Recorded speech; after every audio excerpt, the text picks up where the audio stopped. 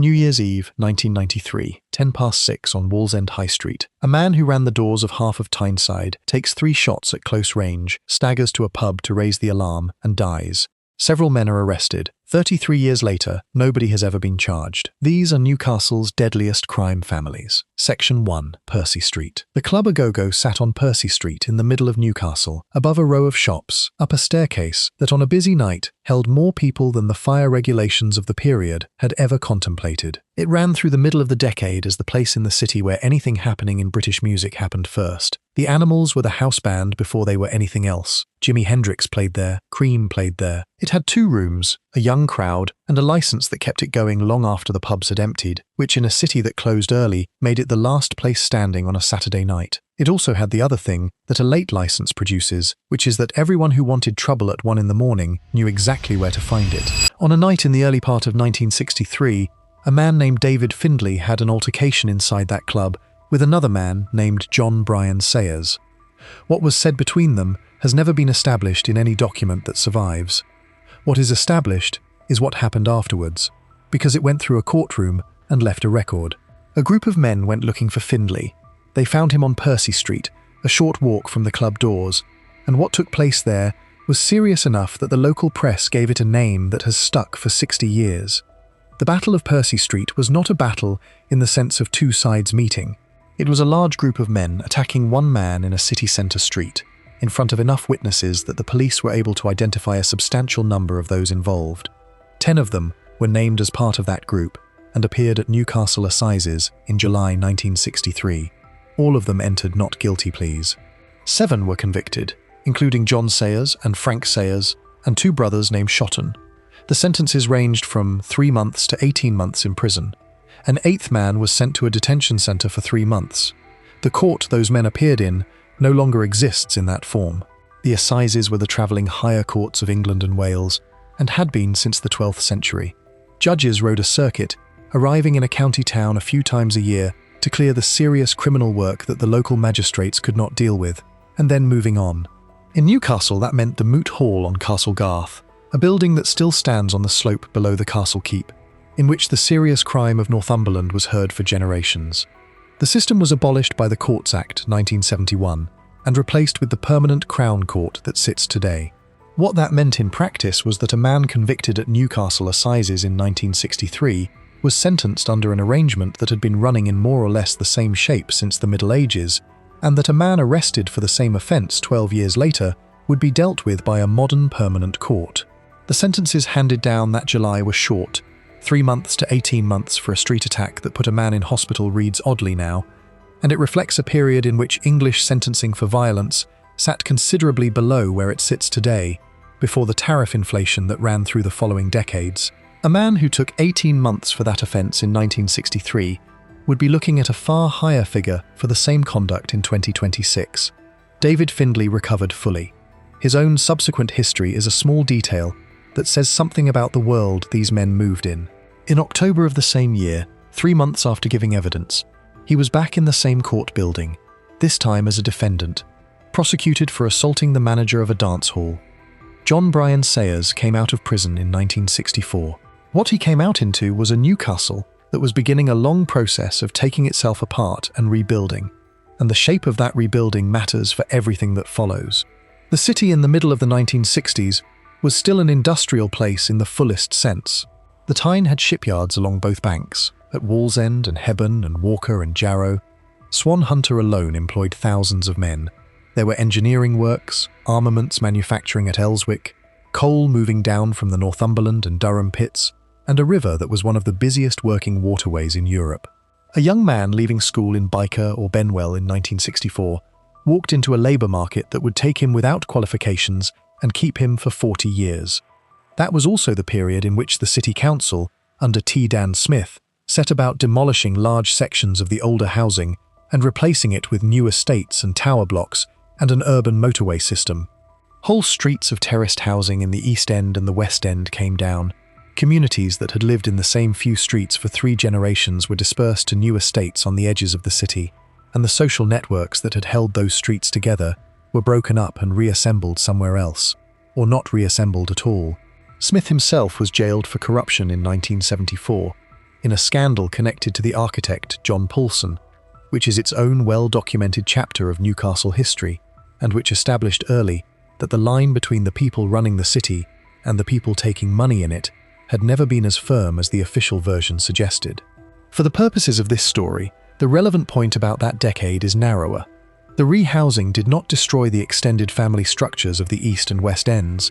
It moved them, concentrated them, and in some cases strengthened them, because a family that had been one household among many on an old terraced street could become a much more significant presence on a new estate where nobody else knew anybody. There is a word that gets used about all of this, and it needs taking apart before going any further, because the American version of it misleads badly. A crime family, in the Italian-American sense, is an organization with a formal structure, a chain of command, defined membership, an initiation, and a set of rules enforced internally. Members are not necessarily related to each other. The word family is used because the structure imitates one. A British crime family is something almost entirely different. It is an actual family. The members are related by blood and marriage, they live in the same few streets, and there is no structure, no initiation, and no rulebook, because none of those things is needed when everybody involved has known everybody else since birth. There is no membership because you cannot join. You are either in the family or you are not. That difference produces two consequences that run through everything in this video. The first is that a British family firm is close to impossible to infiltrate. An undercover officer can, with time and care, work his way into an organization that recruits. He cannot work his way into being somebody's cousin. The standard tools of organized crime policing, which rely on getting a person on the inside or turning a person who is already there, function badly against a group in which every member has 40 years of shared history with every other member, and in which betrayal means being cut off from your entire extended family and every neighbor you have ever had. The second is that a family firm cannot be dismantled by removing its leadership, because it does not really have any. Take the most prominent figure out and put him away for 15 years, and the family is still there, in the same streets, with the same name and the same reputation, because the asset was never a person. The asset is the surname. Northumbria Police did establish a dedicated unit whose specific purpose was to bring the family down. Specialist squads of that type, aimed at a single named target rather than at a category of offence, were an established feature of British policing from the 1970s onward, and were set up in several cities against the most persistent local organisations. The results across the country were mixed, and the reason is the one set out above. A unit can take individuals out of circulation. It cannot arrest a bloodline. John Bryan Sayers went on to become the head of the family firm that carried his name. Over the following decades, the Sayers name was connected in press reporting and in police attention to a broad list of activity on Tyneside, running from armed robbery through to allegations of far more serious matters. A specialist police unit was eventually established with the specific aim of bringing the family down. In 1990, John Bryan Sayers was shot in the face. The shot was attributed at the time to a rival, and he survived it. That fact deserves to sit on its own for a moment, because it establishes the shape of the thing. A man convicted at Newcastle, Assizes in 1963, over a fight outside a music club, was, 27 years later, being shot in the face in the same city by people whose fathers had probably not been born when the first case was heard. The three of his sons, whose names appear repeatedly in the court record over the following 35 years, are John Henry Sayers, Stephen Sayers, and Michael Sayers. Their addresses in the reporting are Byker and Walker, the working districts on the eastern side of Newcastle running down toward the river, a mile or so from the city centre and a long way from it in every other sense. The Club A Go-Go did not survive the decade, and the building that housed it is gone. What replaced that whole layer of Newcastle nightlife over the following 2 decades was larger, later, and worth considerably more money, and the transition is the reason this story keeps returning to the same few hundred yards of city centre. A licensed premises in Newcastle in 1963 closed at 10:30. A licensed premises in Newcastle in 1993 could be trading at 2 in the morning with 1,000 people in it. The scale of the money moving through the city centre after midnight multiplied across those 30 years, and the number of people needed to manage the crowd multiplied with it. The other thing that changed was the reason people went out. In 1963, the trade was drink. By the end of the 1980s, the trade was drink, plus something considerably more profitable that was being sold inside the same rooms and the door had become the point at which that market was controlled. That is the through line. The fight on Percy Street in 1963 was about a personal insult in a music club. Everything that follows in this video happens in the same district of the same city, between the descendants and associates of some of the same men, and it is about the same buildings. What changed was how much they were worth. The first thing to understand about how a name like that functions is that it is not primarily about violence. Violence is the thing underneath it, but what sits on top and does the daily work is reputation, which is a much cheaper commodity to run. A prosecutor would put this in front of an Old Bailey jury a great many years later, describing the way a reputation of that kind opens doors for a whole family without anything having to be done, and observing that the arrangement only holds for as long as people believe it is justified, which is why disrespect has to be answered. That is the mechanism that explains most of what follows in this video, and it accounts for why the violence tends to arrive at moments that look, from the outside, wildly out of proportion to whatever set it off. A slight in a nightclub queue, a car parked in the wrong place, a remark made at a funeral. In a structure that runs on reputation rather than on assets, those things are not trivial. They are the entire capital base. The other thing to understand about Newcastle specifically is the geography, because it is small. This is a city of roughly 300,000 people, with a compact centre and a set of residential districts pressed close around it. Byker and Walker are minutes from the quayside. The West End begins where the city centre ends. Everyone who matters in a story like this lives within 4 miles of everyone else who matters, drinks in the same small set of places, and has children at the same schools. That is not a detail of colour. It is the reason a dispute between 2 families in one part of the city could not be contained, and the reason that over the following 30 years, the same names keep appearing in each other's court cases. Before we move on, if you're enjoying this one, please consider subscribing. It helps the channel more than you'd think. A mile and a half west of the city centre, another family had been living in the same few streets for just as long. For 2 decades, the 2 names caused each other no trouble at all. Then somebody put a headstone on the ground in a Newcastle cemetery, and everything that had been quiet stopped being quiet. Section 2, the West End. Newcastle's West End runs along the north bank of the Tyne, west from the city centre, through Elswick and Benwell and Scotswood. It is a strip of land maybe 3 miles long and half a mile deep between the river and the higher ground behind it. And for most of a century, it was one of the densest industrial areas in England. Elswick was where William Armstrong built his works. At its height, the Armstrong operation on that riverbank employed more than 20,000 people and manufactured artillery, warships, cranes and bridges for customers across the world. Ships were launched into the Tyne from a yard that sat directly below rows of terraced housing built for the men who worked in it. Benwell and Scotswood had collieries and engineering. The housing that went up around all of it in the late 19th century was built at speed and at density, in long parallel terraces of Tyneside flats, a local building type in which each 2-story terraced house is divided into 2 separate dwellings with 2 separate front doors side by side. That form matters more than it sounds. A street of Tyneside flats puts roughly twice as many households onto the same length of pavement as a street of ordinary terraced houses. It produces streets where 150 families live within a few hundred yards, where everyone is known, and where a family that has been on that street for 4 generations occupies a position that has no real equivalent in a suburb. By the early 1980s, almost all of the industry underneath that housing was gone. The Armstrong Works had contracted to a fraction of what it was. The pits had closed.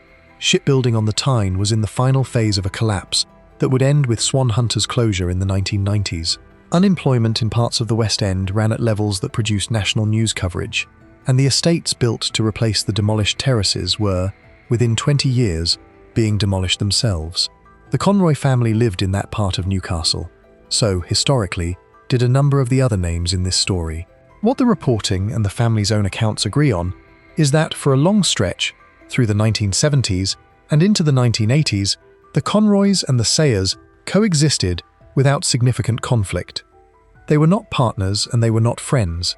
They were 2 large extended families with reputations in the same city who had no particular reason to be in each other's way. The state of that district, by the beginning of the 1990s, produced a national news event that belongs on the record here because it is the clearest available picture of the conditions everything else in this story grew out of. In September 1991, There were serious disturbances in Newcastle's West End. Ellswick and Scotswood saw several nights of rioting, with vehicles burned, buildings attacked and running confrontations with police. Days later, on the other side of the conurbation, the Meadowwell estate in North Shields went up after 2 local teenagers died in a stolen car during a police pursuit. Shops and a community centre were burned out. The images went around the world. What the reporting at the time identified as the immediate trigger in the West End was a police operation against joyriding and against ram raiding, which was the practice of driving a stolen vehicle through a shop front and clearing the stock in the 90 seconds before anybody could respond. Ram raiding was strongly associated with the northeast of England in that period, to the point that it was treated as a regional speciality in the national press. The underlying conditions were not disputed by anybody. Male unemployment in parts of the West End was running at levels that had no peacetime precedent in modern Britain. The industry was gone and nothing had replaced it. A generation of young men had left school into a labour market with nothing in it. This is the environment in which a large extended family with a reputation acquires a function it would not have in a prosperous district, where the formal economy has withdrawn and the relationship between the population and the police has broken down badly enough to produce 3 nights of rioting. An established family with the capacity to enforce things becomes, for a certain set of purposes, the only body anybody can go to. That is not an endorsement of what those families did. It is an explanation of why they had the standing they had, and why the police found the West End so difficult to work in. The Conroy name entered the court record in its own right in 1984. Jimmy Conroy, a cousin within the wider family, was tried at Durham Crown Court following the death of a 28-year-old man named Michael McDonough. The court heard that Conroy had struck McDonough repeatedly with a crash helmet after coming across a street fight, and that McDonough died from a fractured skull. The attack took place outside Conroy's own home on Northbourne Street in Newcastle. He was convicted of murder and served 17 years, a substantial portion of it in Gartree, one of the high-security prisons in the English estate, where his fellow inmates over that period included Reggie Cray. Conroy has said publicly in the years since that he served the full 17 years and that he did not kill anybody. The conviction stands. It has not been overturned, and no appeal has succeeded against it. That case belongs here for what it demonstrates about the period, rather than for any link to what came later. A street fight outside a house in the West End of Newcastle in the early 1980s produced a murder conviction and a 17-year sentence for a man in his early 20s.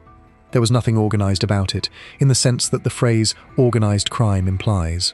It was a violent encounter between people who happened to be in the same street, and it removed a man from circulation for the whole of his adult prime. The other thing that shaped how these families operated is that Newcastle's East End and West End are separated by the city centre, and the separation is real. Byker and Walker sit east of the centre, along the river, and were built around the shipyards at Walker and the industries feeding them. Ellswick, Benwell and Scotswood sit west of it, built around Armstrong's works. Between them is the commercial core of the city, a mile or so wide. For most purposes, that mile was the whole distinction. A family in Byker and a family in Benwell were 4 miles apart and had no natural reason to encounter each other, because the pubs, the schools, the churches and the workplaces were entirely separate. 2 large criminal families could operate for 20 years in the same city without significant contact. The city centre is where that broke down, because the city centre belongs to everybody. It is the one part of Newcastle where an East End family and a West End family are in the same rooms on the same nights, and it is the part where all the money in the nighttime economy is.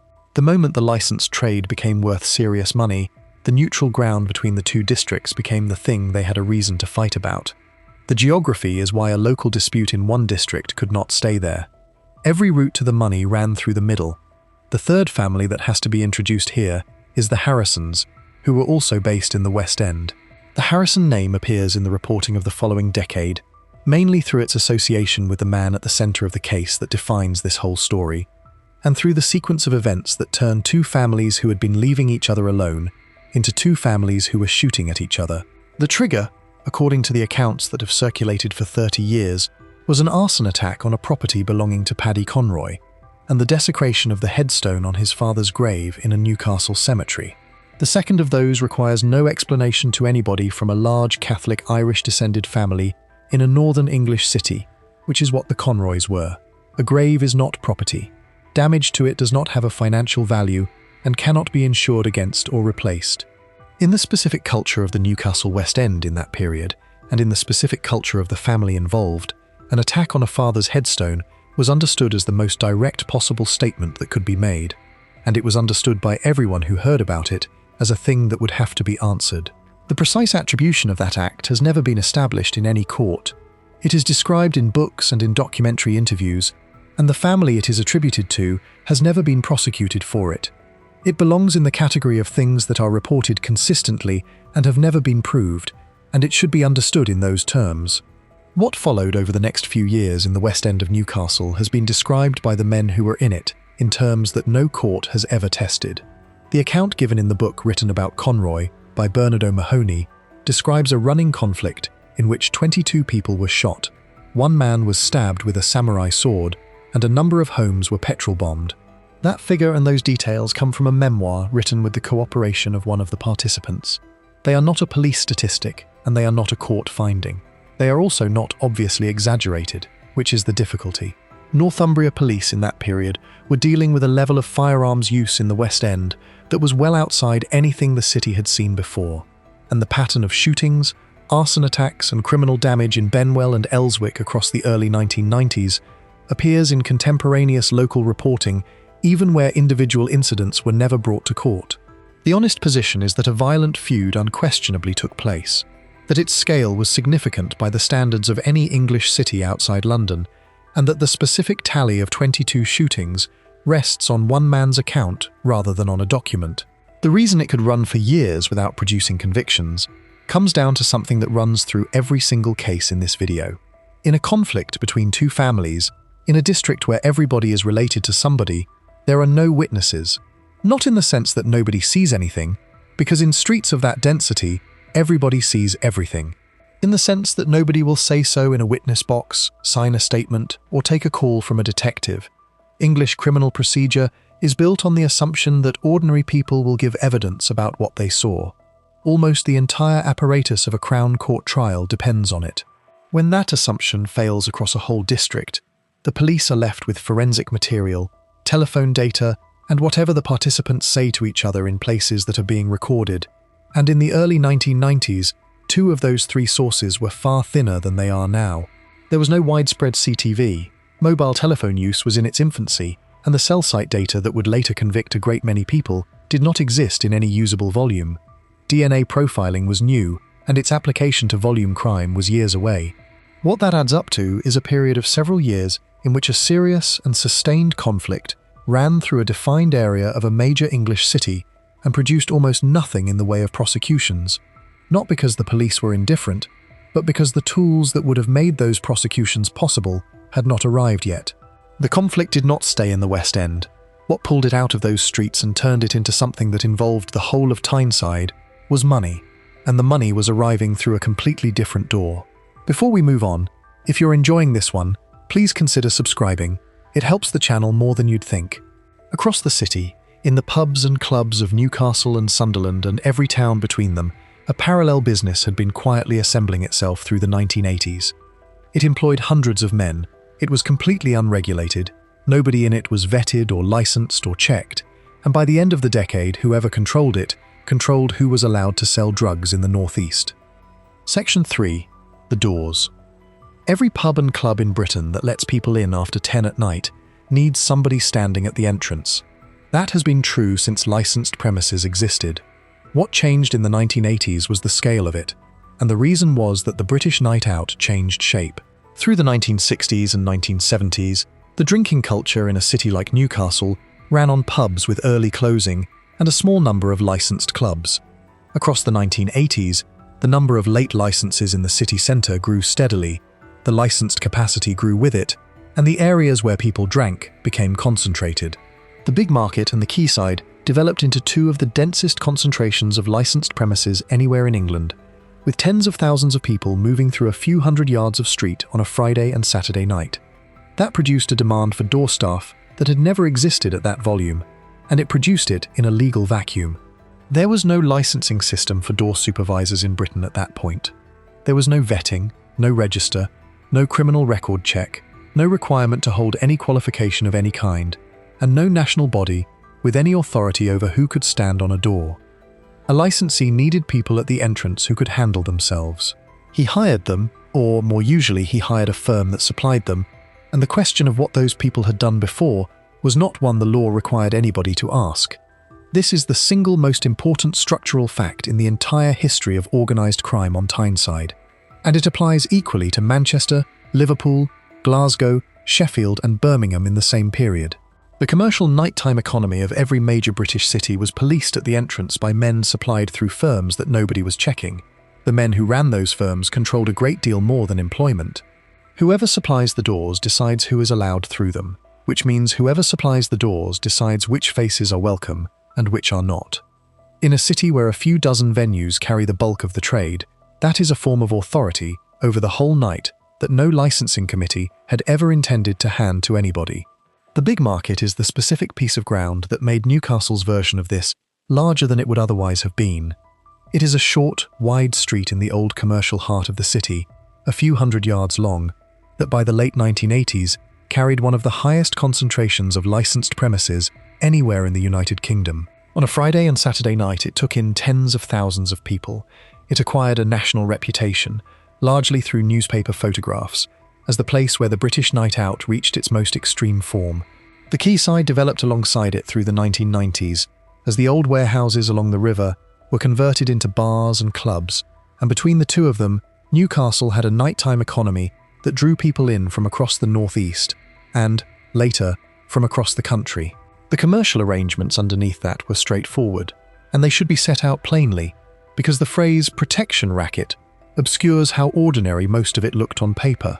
A licensee needed door staff. He could employ them directly, which meant payroll, tax, insurance, and the problem of finding people, or he could contract a firm to supply them, which meant a single invoice and no administration. Almost everybody contracted a firm. The firm supplied the men, took the money from the venue, paid the men considerably less, and kept the difference. It is a completely legitimate business model, and exactly how the industry still works today under licensing. What made it something else in the 1980s was that there was no register of who was operating, no requirement that anybody be checked, and no realistic ability for a licensee to change supplier if he was unhappy. A venue that dismissed one firm and hired another was making a decision with consequences that had nothing to do with the quality of the service. The men on the doors were generally not making much. The money in the trade sat with whoever held the contracts, and above that with whoever decided who was allowed to hold contracts at all. Viv Graham became the most significant figure in that business on Tyneside. He was a Gateshead man who came up through boxing, which was the ordinary route in that place at that time, for a young man built the way he was built. He was not tall, he was heavily built across the chest and shoulders, and the accounts of him from people on both sides agree on one point, which is that he was difficult to hurt. He had convictions for assault. He worked doors from his early 20s and moved up through the trade the way everyone moved up through it in an unregulated market, which was by being the man other men did not want to have a problem with. By the late 1980s, he held a position across the pubs and clubs of Newcastle and Wallsend, and out into Gateshead and beyond, that was described in the reporting afterwards as a protection empire, and that phrase is close enough to accurate to use. Venues paid for door cover. The cover was real, in the sense that the doors were staffed and the trouble was handled, and the men doing it were competent at it. It was also, in the ordinary understanding of everyone involved, not entirely optional. The number of venues attributed to him varies between accounts. What is not disputed is that he was the recognised authority over most of the Tyneside night, that licensees dealt with him directly, and that his approval was worth having. There is one more feature of the trade that explains why the men who ran it were the men they were, and it is not a moral point. A door supervisor in an unregulated market has to be able to remove a person from a building by force at 2 a.m. in front of that person's friends, without the incident escalating into something that ends the venue's license. It is a difficult job, and most people cannot do it. The qualities that make somebody good at it are physical capacity, an unusual tolerance for confrontation, and a reputation that means most confrontations do not happen in the first place. Those are precisely the qualities that a career in violence produces. So the industry drew, without anybody intending it, from the population of men who had convictions for assault, and it drew from them because they were the best qualified applicants for the work as it actually existed. The modern licensing regime resolved that by changing the job. A licensed door supervisor today is trained in conflict management, physical intervention within legal limits, and the law relating to licensed premises. The role has been redefined so that the qualifications for it are teachable and so that a criminal record is a disqualification rather than a credential.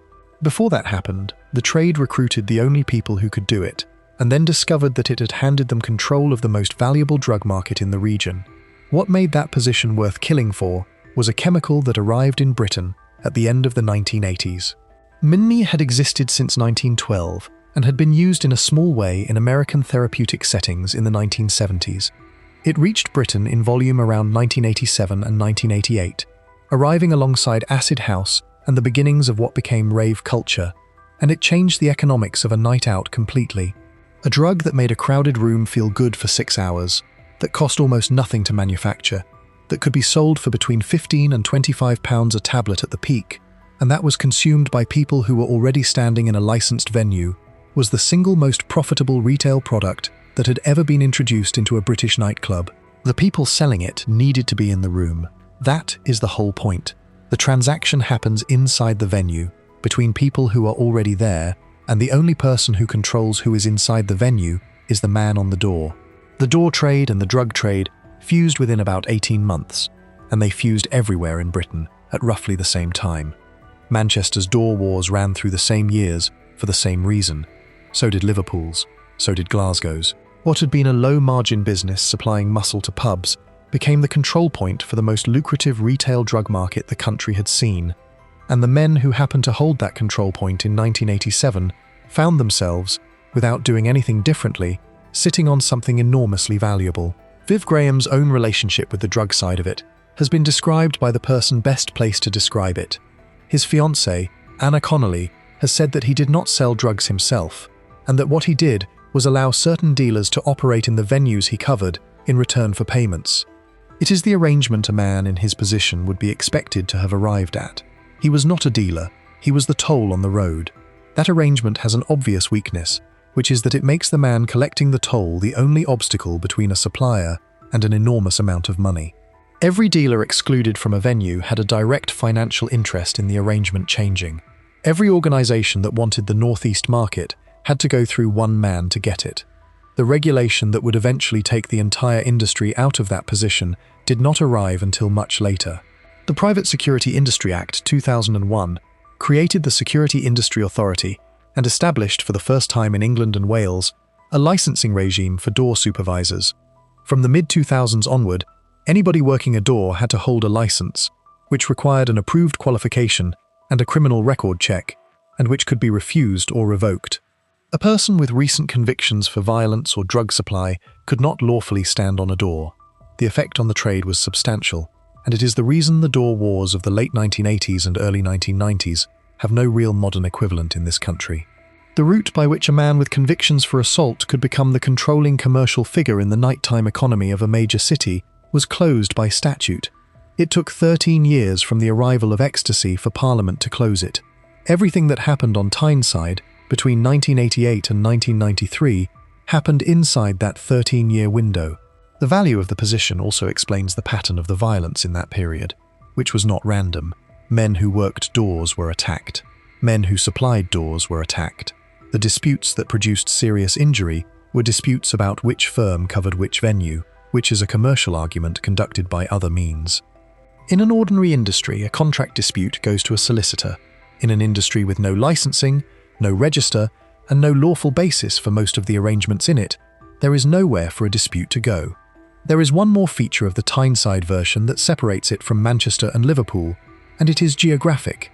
Tyneside is a conurbation of about 800,000 people spread across Newcastle, Gateshead, North Tyneside, and South Tyneside, with Sunderland and the Durham towns immediately south of it.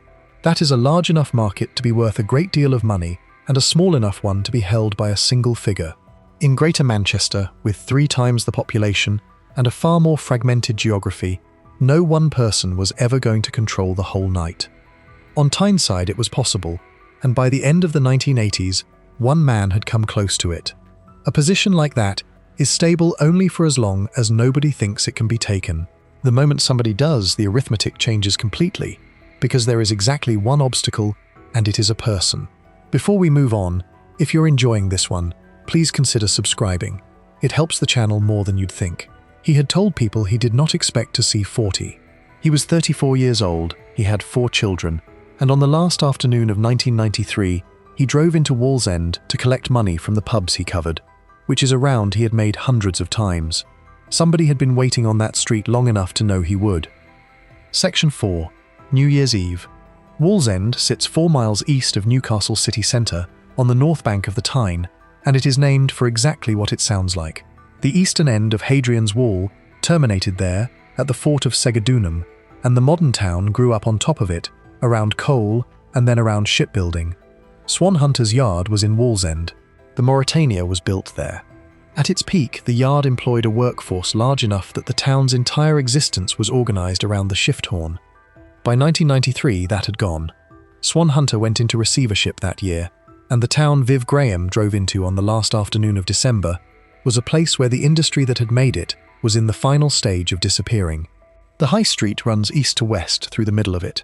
It is an ordinary British high street of the period, shops at ground level, flats above some of them, side streets running off it toward the housing on both sides.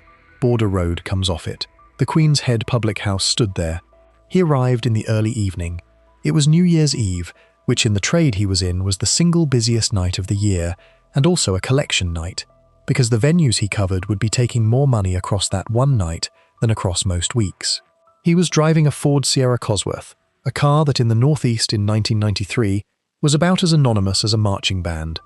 At around 10 minutes past 6, he came out of a corner shop on the high street and started back toward the car. A gunman was waiting. 3 shots were fired at close range. He was hit in the chest and the abdomen. He did not go down where he was hit. He got himself along the street and into the Queen's Head, which is where the alarm was raised, and he was still alive when he arrived. He died shortly afterwards. He was 34 years old. The shooting happened at 6 in the evening on the last day of the year, on a high street, in a town of 40,000 people, at the exact hour when that street would have been at its busiest. People were out. Shops were open.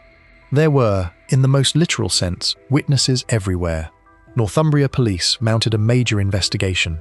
Several men were arrested in connection with the killing over the period that followed. Nobody has ever been charged. More than 33 years later, the case remains open and unsolved. There has been no prosecution, no inquest finding naming a suspect, and no public identification by any authority of the person who fired the shots or of anybody who arranged it. Wallsend High Street at that hour on that date would have been at its fullest. The shops were open, people were moving between them. A pub sat a short distance away and was already filling for the biggest night of the licensed year. Every account of the killing agrees that the gunman was waiting rather than pursuing, which means somebody had established in advance that Graham would be at that spot at approximately that time.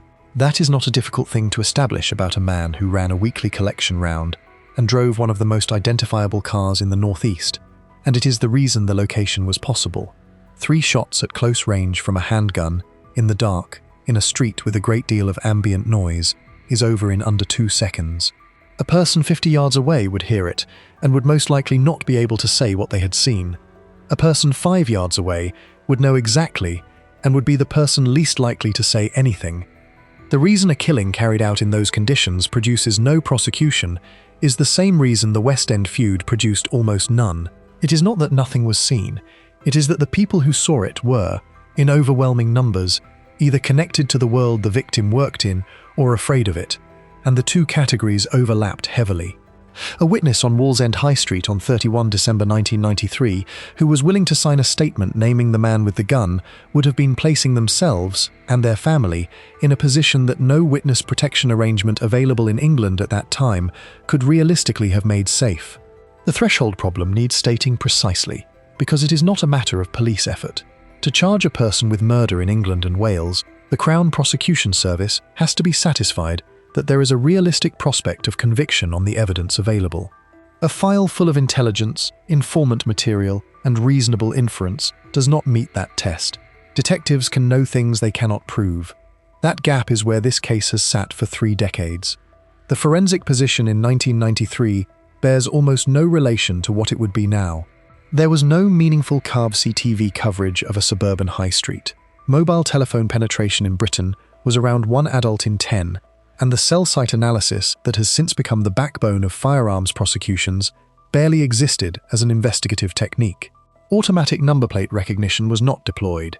DNA profiling existed, but the national database was only established in 1995, 2 years after the killing, and the sensitivity of the techniques then available required far more material than the techniques available today.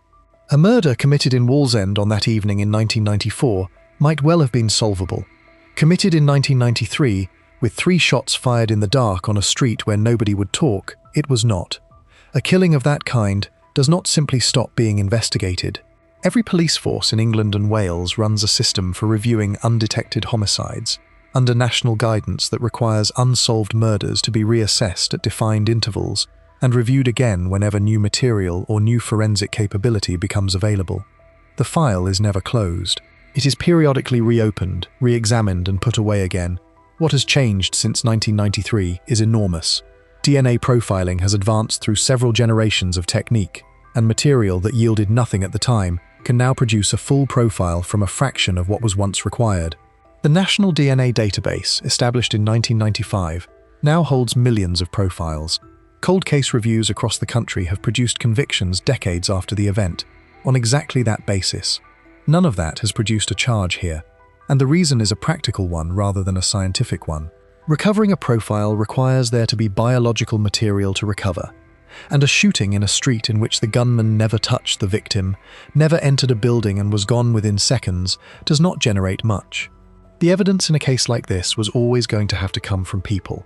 The case received a substantial fresh airing in 2024, when the BBC produced a podcast series about the killing and about the man himself, for which his son gave a lengthy interview. Coverage of that kind sometimes shakes something loose, because people who would not speak to a detective in 1994 are in a different position 3 decades later, and some of them are dead, and some of them no longer have anything to lose. So far it has not. The machinery a British force puts into a murder of that kind was fully deployed. A major incident room was established. Statements were taken across Wallsend. House-to-house inquiries covered the streets around the High Street, and the whole of it was run through the national computerized system introduced after the Yorkshire Ripper investigation of the 1970s failed on paperwork alone. That system exists precisely so that a detail buried in one of 4,000 statements cannot be lost. The problem was never volume.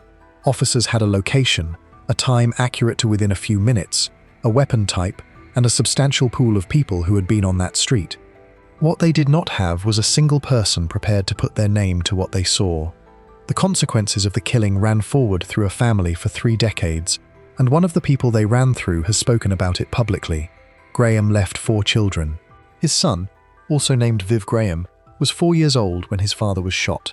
His older brother Dean had not been involved in any part of their father's business, and, by his younger brother's account, was never able to make sense of what had happened. Dean went to heroin. The addiction took hold and produced repeated prison sentences, and his younger brother watched it happen through his own childhood, on several occasions helping to bring him round after he collapsed. In March 2010, Dean Graham died of an overdose. He was 24. He left a partner and a 1-year-old daughter. His younger brother, who had also been a promising boxer, went the same way for a period afterwards, taking drugs and accumulating convictions including for violence, and has been open about how close that came to producing a 3rd generation of the same outcome. He came out of it, speaking to the BBC in 2024 for a podcast series about his father. He was 34 years old, the same age his father had been on Wallsend High Street, with 2 children, a long-term partner, and a job in asbestos removal. What he said about his own children was that he did not want them growing up believing he had been a bad man, and that he did not want them turning into what he had been, or what his brother had been, or what his father had been. Anna Connolly, who had been engaged to Graham, has said that given the world he was in, he had not expected to live past 40. His mother is still alive. Her grandson has said that what she wants before she dies is to see somebody held responsible, and that whether that ever happens is out of the family's hands. There is a thing that gets lost when a killing like this is described as a gangland murder, which is the phrase that was used at the time and has been used ever since. The phrase does accurate work in one direction, in that it correctly identifies why he was shot. It does no work at all in the other direction, because the consequences it produced were the consequences any murder produces. A 4-year-old grew up without a father, A teenager was never able to process it and died at 24 with a baby daughter. A woman lost a fiancé. A mother has spent 33 years waiting. The killing also did something to the city itself that took years to become visible. It removed, in one evening, the only figure who had been holding the whole Tyneside door trade in a single arrangement. What replaced him was not another single figure. What replaced him was a period in which an enormous amount of money and an enormous amount of territory had no settled owner, and in which a number of people believed they had a claim on it. Before we move on, if you're enjoying this one, please consider subscribing.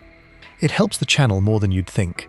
Within 18 months of that evening, a man was taken off a Newcastle street, handcuffed, and worked on with a pair of pliers in a building where he could not be heard. The men convicted of it were not fighting over drugs or doors or territory. They were answering something that had been done to a headstone in a cemetery. Section 5. The grave Paddy Conroy grew up in the West End of Newcastle, in the streets between Elswick and Benwell, during the years in which the industry that had built them was closing down around him. The family was large, Catholic and of Irish descent, which describes a good part of the population of that part of the city, whose grandparents and great-grandparents had come across for work in the yards and the pits and had stayed. The father whose grave sits at the centre of this section was, by every account, including his son's, the fixed point of the family. What happened to his headstone is the thing that turned two families who had been ignoring each other into two families at war, and it needs describing carefully, because the act itself has never been proved against anybody. What is consistently reported, in books, in documentary interviews, and in the local press coverage of the trial that followed, is that a property belonging to Paddy Conroy was subjected to an arson attack, and that the headstone on his father's grave in a Newcastle cemetery was damaged. The two events were understood by the Conroy family to have come from the same source, and the source they attributed them to was the Harrison family. No prosecution has ever been brought for either act. Nobody has been convicted of the arson or of the damage to the grave. The attribution comes from one side of a feud and has never been tested in a courtroom, and anyone reading about this case should hold it in that category. What is not in that category is what happened next, because that went through a Crown court and produced convictions that stand today. Billy Collier was a friend of the Harrisons. In 1993, he was taken and held against his will, and what was done to him during that period was described in court in terms that produced one of the more widely reported Newcastle trials of the decade. He was handcuffed and tied up. The sides of his nostrils were pulled with pliers. His front teeth were pulled out with the same tool. The purpose was not interrogation in the ordinary sense. Nothing in the case suggests that anybody wanted information from him. The purpose was to send a message back to the people he was connected to, and the reason the specific injuries were chosen is that they are the sort that a man carries visibly for the rest of his life. Somebody who has had his front teeth pulled out with pliers is a walking notice. Paddy Conroy was charged over that attack, along with an associate named David Glover. Before the trial could take place, Conroy escaped. He was being transported to Newcastle Crown Court in a prison taxi. The escape was engineered by Glover, who was in the same vehicle. On the Felling bypass, the dual carriageway that runs along the south bank of the Tyne through Gateshead, Glover pulled the handbrake. The vehicle crashed. A guard was assaulted, and both men got out and away in a car that had been arranged in advance to be waiting. The Felling bypass was chosen for a reason that is obvious to anybody who knows the road. It is a fast, open stretch with junctions at short intervals and immediate access into the dense residential streets of Felling and Gateshead on one side. A car that gets off it is out of sight within 30 seconds. Conroy went abroad. Specifically, he went to Spain, and the reason Spain was the destination for a British fugitive in that period is a piece of legal history that shaped a whole generation of English organised crime. In 1978, the extradition treaty between the United Kingdom and Spain lapsed. It was not replaced for 7 years. During that window, a British citizen wanted for a serious offence at home who reached Spanish soil could not, in practice, be brought back, and a substantial community of British criminals established itself on the southern Spanish coast, which acquired the name it has carried ever since. A new treaty came into force in 1985, but the extradition process that followed remained slow, procedurally complex and easy to obstruct with appeals. A determined fugitive with money could hold out for years. The European arrest warrant, which stripped almost all of that away and reduced extradition between member states to a largely administrative process, did not arrive until 2004. Conroy's period on the run fell entirely inside the older system. He was described in the British press during that period as the country's most wanted man. He was eventually located, detained and returned, and he stood trial. In 1995, he was convicted of kidnap, false imprisonment, and torture. David Glover was convicted alongside him. The sentence reported for Conroy was 11.5 years, and some accounts give it as 12, with the discrepancy most likely reflecting the difference between the total handed down and the term for the lead offence. He was held as a Category A prisoner, the highest security classification in the English and Welsh prison system, reserved for people whose escape would be considered highly dangerous to the public or the police. Given that he had already escaped once from custody and transit, the classification followed automatically. Extradition from Spain in that period was also a considerably more involved process than the public assumes, and it explains why fugitives were able to remain abroad for so long, even after the treaty position improved. Under the arrangements in force before 2004, a request had to pass through diplomatic channels, be considered by a Spanish court, and then be approved at government level. The person sought could contest it at each stage, and could appeal. Grounds of challenge included the sufficiency of the evidence supporting the request, the question of whether the conduct alleged amounted to an offence in both countries, and arguments about the treatment he would receive on return. A person with money and competent lawyers could keep that running for years. British police forces in the 1980s and 1990s dealt regularly with suspects who were living openly in southern Spain, whose address was known and who could not practically be brought back. The European arrest warrant, introduced across the European Union in 2004, removed almost all of that. It replaced political and diplomatic decision-making with a direct judicial process between courts, abolished the requirement to prove the case in the receiving country for a listed set of offences, and set strict time limits. Surrender times fell from years to weeks. He served 11 years across a series of the highest security establishments in the country before his release on licence. The prison system he entered needs describing, because it is a specific and unusual environment, and a number of the men in this story spent a substantial part of their adult lives in it. England and Wales operate a categorisation system running from A to D. Category A covers prisoners whose escape would be considered highly dangerous to the public, to the police, or to national security. Those prisoners are held in a small group of high-security establishments known as the Dispersal Estate, which at various points has included Frankland in County Durham, Wakefield, Full Sutton, Long Lartin, Whitemoor, and Belmarsh. The dispersal principle was adopted after a series of escapes in the 1960s, and the idea behind it is that the most dangerous prisoners are spread across several high-security prisons, rather than concentrated in one. The practical effect is that a few hundred men convicted of the most serious offences in the country are moved around a handful of establishments across sentences measured in decades and get to know each other well. Within Category A, there is a further classification for those considered to present an exceptional escape risk, which brings additional restrictions including closer supervision, more frequent transfers between establishments, and tighter controls on visits and correspondence. A prisoner who has already escaped from custody once is an obvious candidate for it. The other feature of the sentence that matters here is what happens at the end of it. A determinate sentence in England is not served entirely in prison. A prisoner is released at a defined point and serves the remainder in the community on licence, subject to conditions set by the probation service. Breach of any condition permits immediate recall to custody, decided administratively rather than by a court, with no new trial and no requirement that a fresh offence be proved. For a man returning to the city where his entire extended family lives, and where his enemies live 4 streets away, the conditions prohibiting association with known criminals are not a formality. Conroy has disputed the conviction consistently ever since. His position, stated repeatedly in interviews and in a documentary in which he offered to submit to a polygraph examination alongside his cousin Jimmy, is that he was not present when Collier was attacked, and that the case against him was constructed. He has said that he is not an angel, but that he is not a torturer, and that he has been accused over the years of things he had nothing to do with, including the killings of both Freddie Knights and Viv Graham. None of that has moved the conviction. A polygraph result carries no weight in an English court and is not admissible as evidence of anything. No appeal has succeeded. The finding of the jury at Newcastle Crown Court in 1995 remains the legal position. The release brought its own problem. Conroy came out on license, which in the English system means the remainder of the sentence is served in the community under conditions, and that any breach of those conditions, including association with known criminals, can result in immediate recall to prison without a new trial. A man in his position, in a city the size of Newcastle, in a family the size of his, could breach that condition by walking into the wrong pub. Within weeks of his release, according to reporting at the time and to a documentary made about that period, a rival firm was said to have placed a contract on him worth £100,000, and men connected to that firm were making a point of appearing where he was.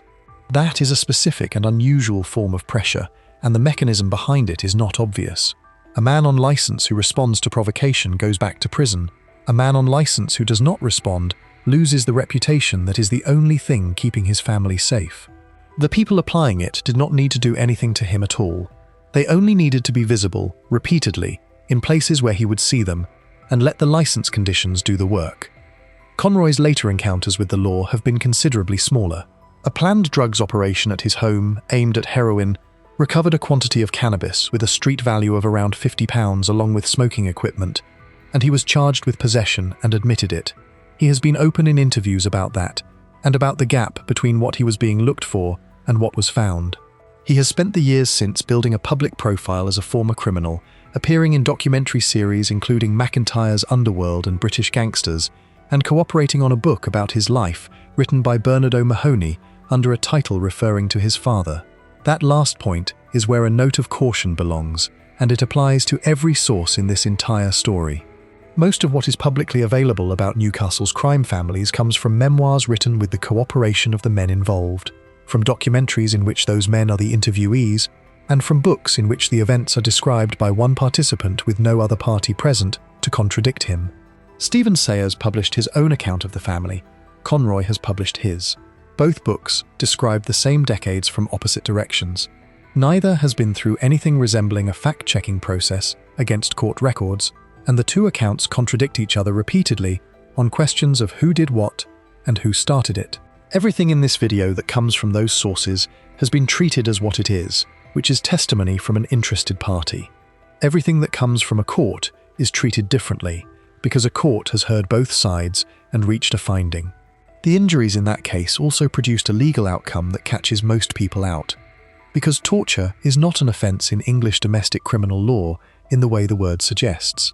There is no general offence of torture on the English statute book applicable between private individuals. The Criminal Justice Act 1988 created an offence of torture, but it applies specifically to public officials and to persons acting in an official capacity, and it was enacted to give effect to the United Nations Convention Against Torture. It does not cover a group of men in a building in Newcastle. What covers that conduct is the ordinary law of violence and of unlawful detention. Kidnapping and false imprisonment are common law offences, both carrying a maximum of life imprisonment. Causing grievous bodily harm with intent, under Section 18 of the Offences Against the Person Act 1861, also carries life. That statute, which is still the principal instrument for prosecuting serious violence in England and Wales, was passed in the reign of Queen Victoria and remains in force in substantially its original wording. So the word torture in the reporting of the Collier case is a description rather than a charge. The convictions were for kidnap and false imprisonment and for the violence itself, and the sentence reflects the courts treating detention plus deliberate mutilation as being at the most serious end of what those offences cover. The other name in the Collier case deserves a line because it goes to how thin the survival rate is for people in this world. David Glover, who pulled the handbrake on the Felling bypass and was convicted alongside Conroy, was part of a family that lost more than one member in that period, and his name appears in the Tyneside reporting of the 1990s in a way that maps almost exactly onto the geography of the feud. By the middle of the 1990s, the position across Tyneside was this: Viv Graham was dead, and nobody had been charged. The West End had run through several years of shootings and arson that had produced almost no prosecutions. Paddy Conroy was in a Category A prison for an offence he says he did not commit, and the door trade that had generated all of it was still entirely unregulated and would remain so for another 6 years. What had also changed by then was where the serious money came from, and that change had been building for a decade. Before we move on, if you're enjoying this one, please consider subscribing. It helps the channel more than you'd think. 3 years before Viv Graham was shot, a security firm in Gateshead, lost £350,000 in a single afternoon. The man a court found to have organised it went away for 15 years, and the trade he came out of was already dying. What replaced it did not need a shotgun or a getaway driver, and it paid far better. Section 6. The Robbery Years. There is a period in English criminal history, running from roughly 1965 to roughly 1995, in which the most serious professional criminals in the country were armed robbers. The reasons for that are specific, because the whole of it has now vanished so completely that it takes an effort to remember it was the dominant form. Britain in that period ran on cash. Wages were paid in cash, in envelopes, from a payroll that was physically delivered to the workplace. A factory employing 2,000 people took delivery of 2,000 wage packets on a Thursday or a Friday, and that delivery arrived by road, in a van, from a security firm. Banks moved cash between branches by road. Retailers banked their takings by road. On any given weekday morning, there were tens of thousands of vehicles on British roads carrying large quantities of untraceable currency, and the security available to protect them was, by modern standards, minimal. That produced a specific criminal trade with its own skills and its own hierarchy. It required planning, surveillance of routines, a team with defined roles, vehicles, and the willingness to use or credibly threaten serious violence in a public place in daylight. It paid in a way nothing else available to a working-class man with no capital paid. And it carried heavy sentences because the courts understood exactly how dangerous it was. John Henry Sayers was convicted in that trade. In 1990, he was sentenced to 15 years for masterminding a robbery at the Gateshead premises of a security firm called Pritchard's. The sum taken was £350,000, described in the reporting as a wages robbery, meaning it targeted money assembled for payroll delivery. The word the court and the coverage used for his role was that he organised it. 15 years in 1990 was a serious sentence and reflects how English courts treated organised armed robbery at the time. To put it in proportion, it is longer than the minimum terms handed down for a substantial number of murders in that era. £350,000 in 1990, adjusted for inflation, is comfortably over £800,000 today. It was, in the terms of the trade, a significant piece of work, rather than a spectacular one. Robberies in that decade in Britain occasionally ran into the millions. He went to prison. In the same year, his father, John Bryan Sayers, was shot in the face in Newcastle and survived, an attack attributed at the time to a rival. Those two events in a single year, a 15-year sentence for the son and a shooting for the father, describe the position of the family entering the decade in which everything on Tyneside came apart. The trade that had produced that sentence was already in the process of ending, and it ended for reasons that had nothing to do with policing policy and everything to do with technology and commerce. Wages stopped being paid in cash. Through the 1980s and into the 1990s, British employers moved payroll to bank transfer, a change driven by cost and administration rather than by security, and within about 15 years, the wages van had essentially disappeared from British roads. The single largest category of target simply ceased to exist. The vehicles that remained got much harder. Cash-in-transit vans were rebuilt around the principle that the money should not be worth taking. Time delay safes meant the crew could not open the cash box even under threat. Dye and smoke packs meant that notes taken by force were destroyed or permanently marked within seconds. Tracking devices went into the boxes. The whole design philosophy shifted from protecting the vehicle to devaluing the contents. The investigative side changed at the same speed. Number plate recognition made a getaway vehicle traceable. CCTV expanded across town centres and industrial estates through the 1990s until there was almost no urban ground left uncovered. Mobile telephones, which the crews used because they were useful, produced a permanent record of who had been near what and when, and cell site analysis turned that record into evidence that juries found hard to argue with. Firearms law tightened sharply. After the Hungerford shootings in 1987 and the Dunblane shootings in 1996, the Firearms Acts of 1988 and 1997 removed most handguns and semi-automatic rifles from lawful private ownership in Britain. That did not eliminate criminal firearms, but it made them scarcer, more expensive and more traceable, and it pushed the British criminal market heavily toward the sawn-off shotgun, which is a weapon of intimidation at close range rather than a tool for controlling a room. The sentencing went up while the returns went down.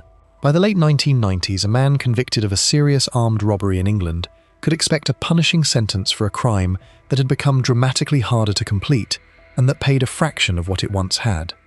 The policing of that trade had its own structure, and it is another piece of the period that has since disappeared.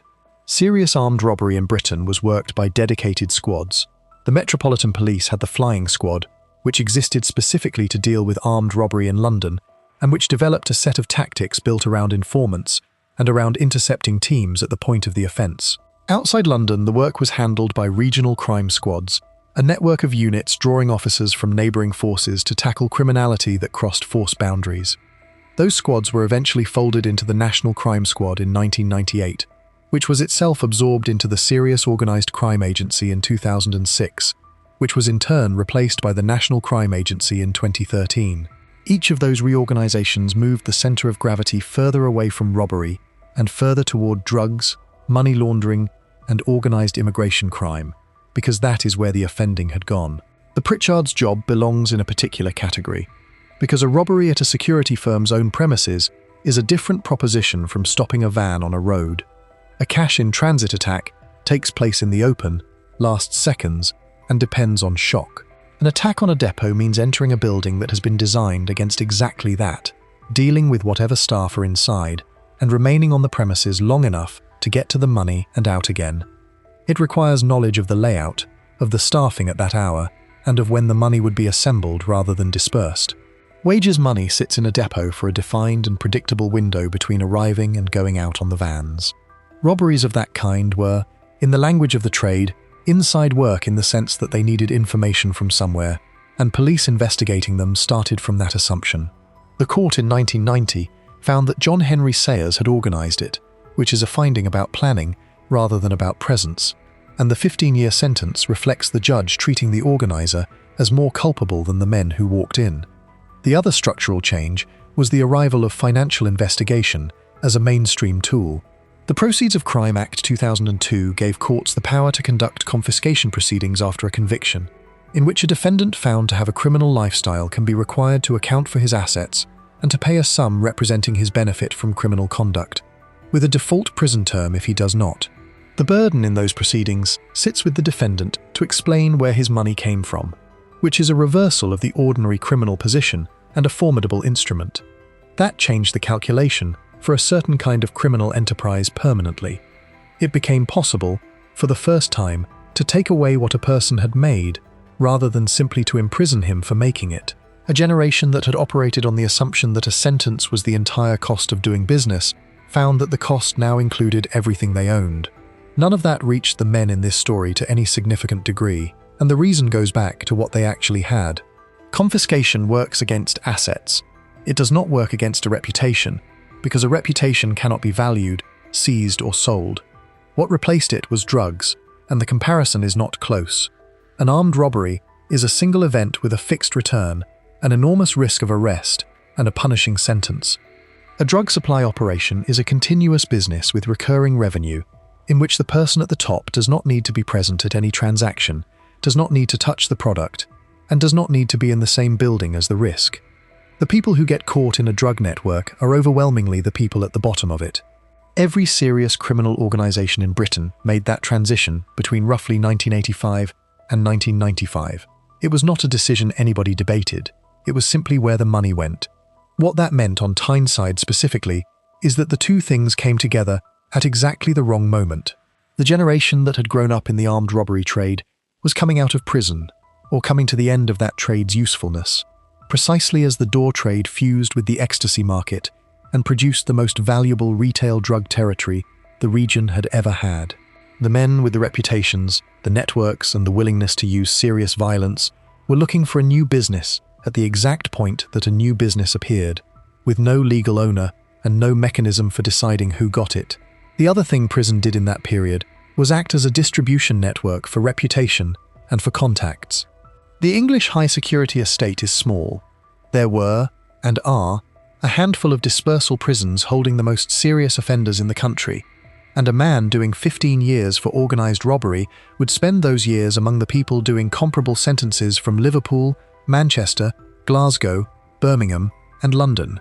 That is how regional criminal figures acquire national reach, without ever leaving a cell. The Sayers name appears repeatedly in accounts of the English prison system across the 1990s and 2000s. Jimmy Conroy served part of his 17 years in Gartree alongside Reggie Cray. The relationships that would later matter on the outside were being formed on the inside, between people with nothing else to do but talk. John Henry Sayers came out into a city that had changed while he was away. Viv Graham was dead. The doors had no settled owner. The West End feud had burned through several years and left injuries and grudges that had not been resolved by any court, because no court had been given the chance. And in Long Benton, on the northern edge of the conurbation, a man named Freddie Knights was living an ordinary life a few miles from all of it. Before we move on, if you're enjoying this one, please consider subscribing. It helps the channel more than you'd think. On a September evening in 2000, he drove to his mother's house to pick up presents for his son. He got as far as her doorstep.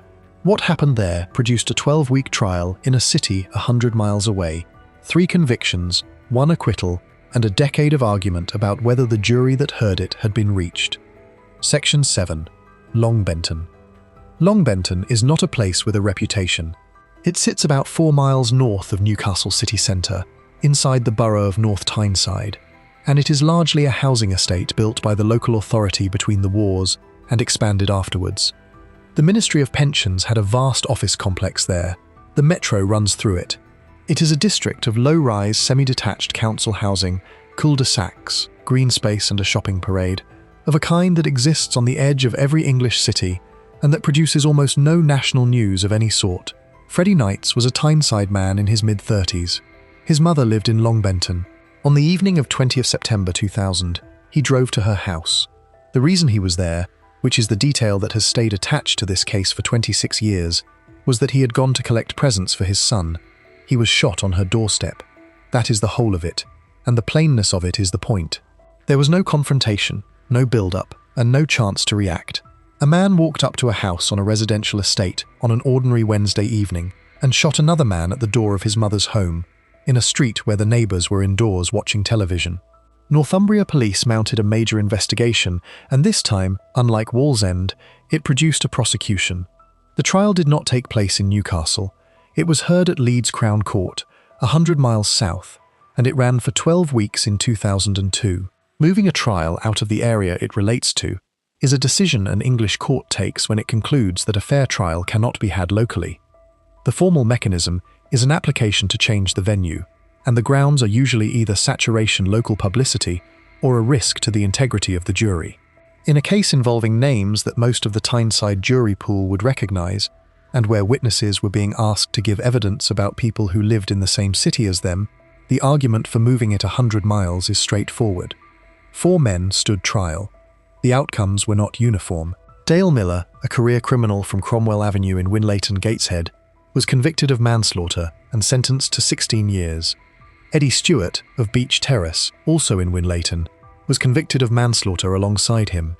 Michael Dixon was convicted of conspiracy to commit grievous bodily harm with intent. John Henry Sayers was acquitted. The jury heard 12 weeks of evidence and cleared him of any involvement in the killing. That combination of verdicts is unusual enough to need unpicking, because it tells you a great deal about what the jury concluded. Manslaughter rather than murder, in a case where a man was shot dead at a front door, means the jury was not satisfied that the person or persons responsible intended to kill or to cause really serious harm. In English law, that is the dividing line. Murder requires that intent. Manslaughter covers an unlawful killing where the intent for murder is absent, and one of the routes to it in a case like this is a finding that the plan was to inflict a lesser degree of harm and that death resulted anyway. The conviction of Michael Dixon for conspiracy to commit grievous bodily harm with intent points in the same direction. The offence he was found guilty of is an agreement to cause serious injury, not an agreement to kill. Taken together, the verdicts describe a jury that concluded there had been a plan to hurt Freddie Knights badly, that the plan was carried out, and that it went further than the plan required. The acquittal of John Henry Sayers is the other half of it, and it needs to be stated plainly and left plainly. He was tried for it. He was cleared. A jury that convicted 3 other men on the same indictment, having heard the same 12 weeks of evidence, did not find the case against him proved. It is a verdict, not a technicality, and everything that has been said or written about him in the 24 years since has to sit downstream of it. The choice of venue in that case had one further effect that is rarely mentioned. A 12-week trial held 100 miles from home means that everybody connected to it, on both sides, is displaced for 3 months. Witnesses travel. Families of the deceased travel. Defendants are held in prisons in a different region and produced at a court in a city they have no connection to. The cost of running a case like that is enormous, and it is one of the reasons prosecutions of this kind are comparatively rare.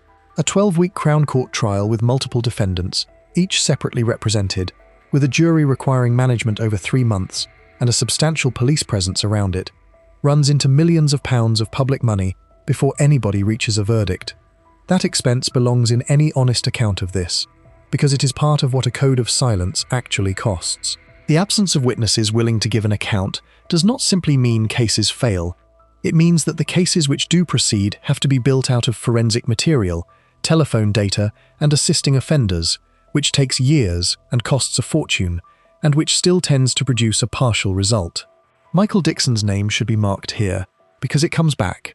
The man convicted at Leeds in 2002 of conspiracy to cause grievous bodily harm with intent in connection with the death of Freddie Knights appears again, 13 years later, in a Newcastle city centre shooting, and again, in an Old Bailey courtroom 3 years after that. The 16-year sentence handed to Dale Miller is the heaviest that came out of the case, and it reflects a conviction for manslaughter at the most serious end of the range. For context, 16 years for manslaughter in 2002 sits well above the average for that offence, and indicates that the judge treated it as a planned attack with a firearm rather than as a loss of control or an unlawful act gone wrong in the ordinary sense. The case produced something else that nobody in that courtroom in 2002 knew about, and it took 8 years to surface. The Newcastle geography of the case demonstrates how wide this had spread from where it started. Freddie Knights was killed in Long Benton, in North Tyneside. 2 of the men convicted lived in Winlayton, which is on the other side of the river in Gateshead, 7 or 8 miles away across the Tyne. The trial was heard in Leeds.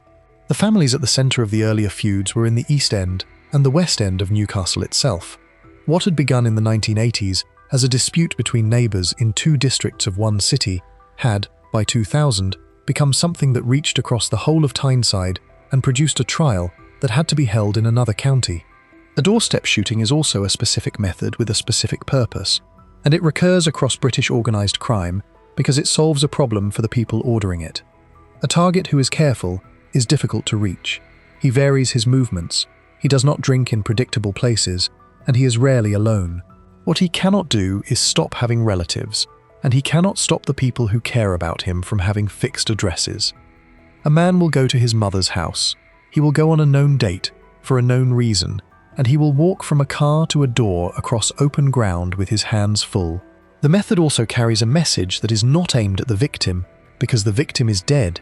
It is aimed at everybody who hears about it afterwards, and what it says is that nowhere counts as off-limits. There is a further point about the manner of the killing that connects it to everything else in this story. Freddie Knights was not shot in a club, or on a door, or in a car park after an argument. He was shot at his mother's front door while collecting presents for his child. The location was chosen because it was where he could reliably be found. Decisions of that kind appear repeatedly in this history. Viv Graham was shot on a collection round he made every week. Billy Collier was taken because he was reachable. In each case, the target's ordinary routine, the predictable movements of a normal life, was the thing that made the attack possible. There is no way to run a business, see your family, or visit your mother without generating a pattern, and a pattern is all anybody needs.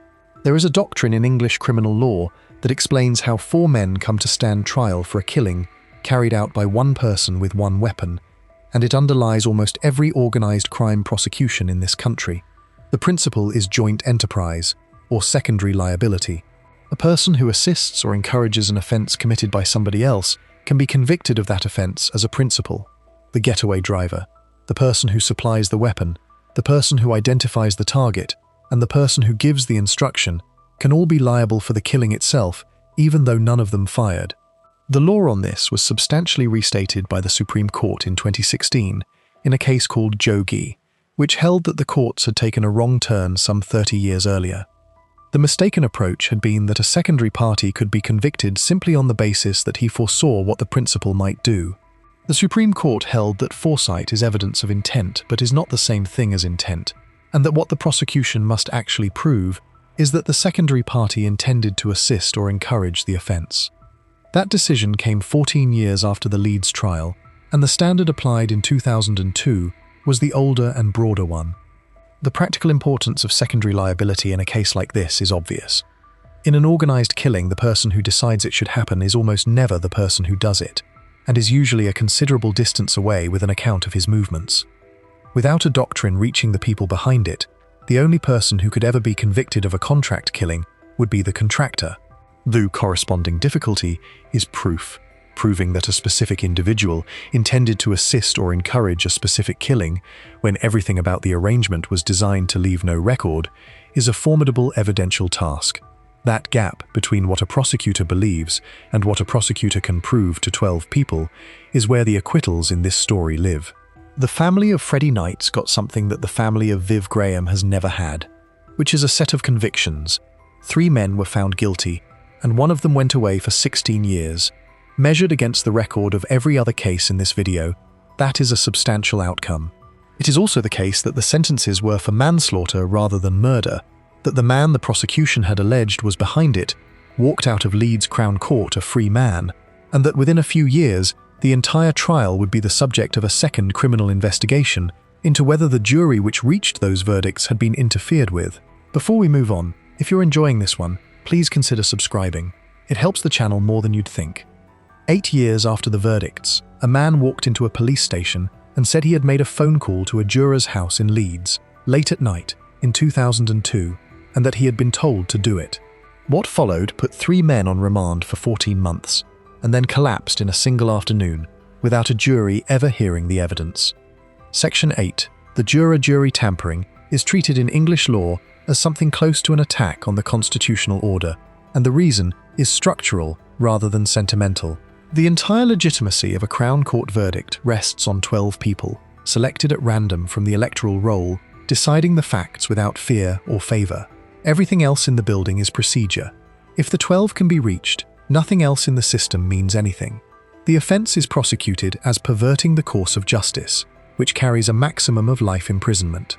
Parliament went further in the Criminal Justice Act 2003 and created, for the first time in the modern era, a power for a Crown Court to order that a trial proceed without a jury at all, where there is evidence of a real and present danger of tampering. That power has been used a handful of times in the 2 decades since. It exists because the alternative, in the cases where it applies, is that serious criminal trials simply cannot be run. In 2009, Northumbria Police began a prosecution, alleging that the jury in the Freddie Knights murder trial at Leeds in 2002 had been interfered with. The case rested on a man named Errol Hay, who had turned supergrass. His account was that he had made a telephone call to the Leeds home of a juror named Robert Black, late at night during the trial, and that he had done so on the instructions of John Henry Sayers. The word supergrass is a piece of British press shorthand for something that has a formal legal architecture. Sections 73 and 74 of the Serious Organised Crime and Police Act 2005 established a statutory framework under which an offender can enter a written agreement to assist an investigation or prosecution, and in exchange receive a substantially reduced sentence, with the reduction applied openly in court and recorded. The system replaced an older, more informal practice that had produced a series of miscarriages in the 1970s and 1980s. The obvious weakness is visible on the face of it. A person who receives a personal benefit for giving evidence has an incentive to give the evidence that produces the benefit. English courts are alert to this. A judge in a trial, resting on an assisting offender, is required to give the jury a specific warning about the care needed in assessing that evidence, and juries are told in terms to consider what the witness stands to gain. Errol Hay served 9 months. John Henry Sayers, his brother Stephen, and a third man, Mark Rowe, were charged with conspiracy to pervert the course of justice and were remanded in custody awaiting trial. They were held for 14 months. 14 months on remand is a long time. Under English law, a defendant is presumed innocent, and, in the ordinary case, custody time limits are supposed to prevent open-ended pre-trial detention, though those limits can be extended by a judge where the case is complex. The men spent that period in the prison system as untried prisoners. John Henry Sayers was held at HMP Frankland in County Durham, a high-security dispersal prison. In 2010, while on remand, he was assaulted by another inmate and his jaw was broken. The injuries were serious enough that he was taken out of the prison for treatment and kept overnight at Sunderland Royal Hospital under police guard before being returned to his cell. Neither Northumbria Police nor Durham Police commented on what had caused it. The Ministry of Justice confirmed only that a Frankland prisoner had received medical treatment following an incident. The case never reached a jury. In December 2010, the prosecution collapsed. The reason was a failure of disclosure by the Crown Prosecution Service. The solicitor with conduct of the case, David Kingsley Highland, a lawyer of considerable standing who held an OBE, had failed to disclose material to the defence. Disclosure is governed by the Criminal Procedure and Investigations Act 1996, and the obligation it creates is one of the most important in English criminal law. The prosecution must give the defence any material in its possession that might reasonably be capable of undermining the prosecution case or assisting the defence. It is a continuing duty, and it applies whether or not the defence asks. The reason it exists is the recognition, arrived at through a long series of quashed convictions, that the state holds material the defendant cannot see and cannot know about, and that a trial in which relevant material is withheld is not a trial. When a serious disclosure failure emerges, the court has a limited set of options, and most of them end the case. That is what happened here. At a hearing in December 2010, the Crown Prosecution Service offered no evidence, and not guilty verdicts were entered. John Henry Sayers, Stephen Sayers, and Mark Rowe were formally acquitted of the charges without any jury hearing the case against them. The distinction between that and an acquittal after trial is one that gets flattened in almost every retelling, and should not be. A verdict of not guilty entered when the Crown offers no evidence is a full acquittal with the same legal effect as any other, and the men walked out of that courtroom with no stain on them in law. It is not, however, a finding by 12 people that the allegation was untrue, because 12 people were never asked. What it is, precisely, is the criminal justice system concluding that the case could no longer fairly be put. John Henry Sayers gave his first interview in more than 8 years immediately afterwards, and what he said was direct. He alleged that he had been the victim of a fit-up by Northumbria Police, that he had been accused of plotting a murder within days of coming out of prison, and he called for an independent investigation into how the police and the prosecutors had handled the case.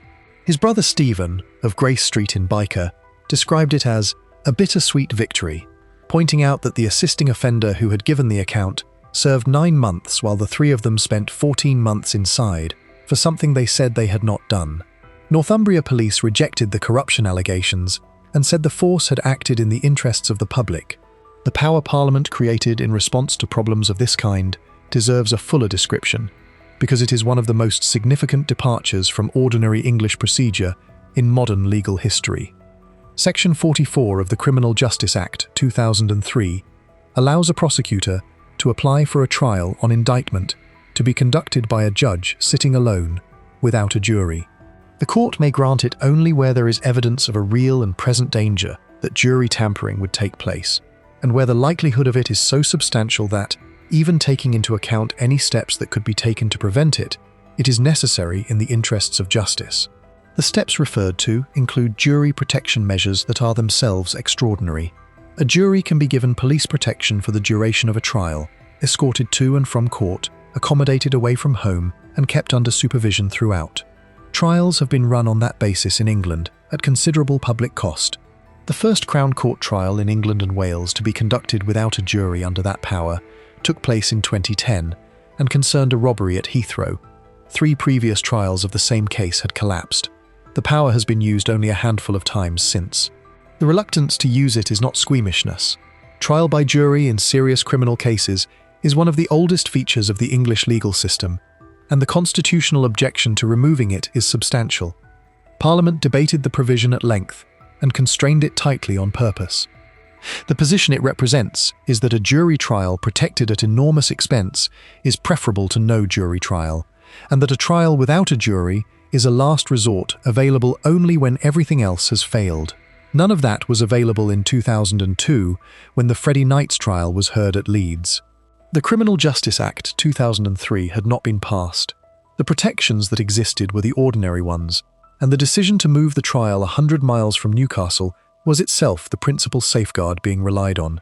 There is one further thread in that episode that has never been resolved. In 2010, the legal team representing John Henry Sayers advanced the claim that the person actually behind any jury-nobbling plot had been Paddy Conroy, and that he had acted to put a West End rival back in prison after years of violence between the two families. Conroy has denied that, as he has denied a long list of things attributed to him over the decades. No court has ever made a finding on it. It sits where a great deal of this story sits, which is in a space where two families with a 30-year history make allegations about each other, the allegations are reported, and nothing is ever established. The position the assisting offender ended up in is its own comment on how these arrangements work in practice. Errol Hay gave an account that placed 3 men in custody for 14 months and generated an investigation running over several years, and he served 9 months. When the prosecution collapsed on disclosure grounds, his evidence was never tested by cross-examination in front of a jury, which means the one mechanism the English system relies on to establish whether an assisting offender is telling the truth was never applied to it. It is an unsatisfactory outcome from every direction.